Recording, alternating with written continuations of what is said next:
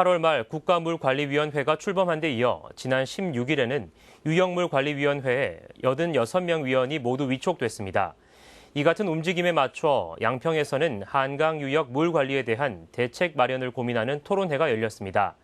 물관리위원회가 출발부터 허점을 보이고 있다는 지적입니다. 보도에 신승훈 기자입니다.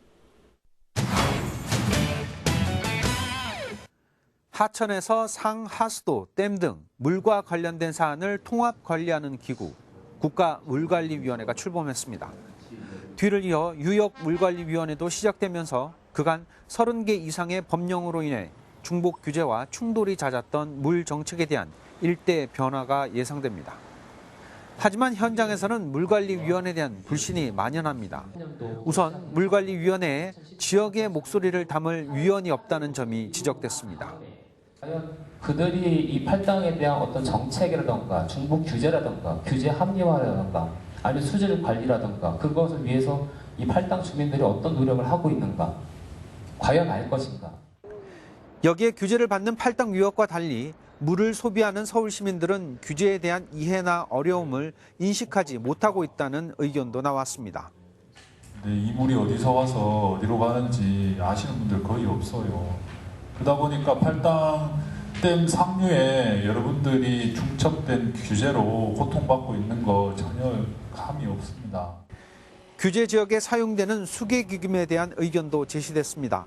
연간 4,500억 원의 수계기금이 실제 규제 지역 주민들의 생계에도 도움을 줘야 한다는 겁니다. 유일하게 받는 게 수계기금인데 그 수계기금도 700억 분이 못 받고 나머지는 다 뭐냐? 깨끗한 물 보존하는 대로 다 들어가죠. 이게 우리 현실입니다. 토론회 참가자들 중 다수는 정부가 현장의 목소리나 애로사항을 외면하고 있고 새로운 조직도 마찬가지라고 입을 모았습니다. 다만 새로운 위원들에게 현장의 의견을 보다 적극적으로 전달해야 한다는 지적도 있습니다. 조금 마음에 안 들더라도 적극적으로 우리가 활용을 해야 됩니다. 적극적으로 분들을 설득을 하고 그러기 위해서는 아까 말씀드렸던 이 유역협의체나 이런 부분들을 통해서 의견을 좀 개진할 수 있는 그런 통로나 이런 부분. 이날 토론회를 주관한 경기도의회는 주민들의 목소리를 담아 경기도와 한강유역물관리위원회 등에 전달하고 대응 방안을 모색하겠다고 밝혔습니다. 길라이브 서울 경기 케이블 TV 신승훈입니다.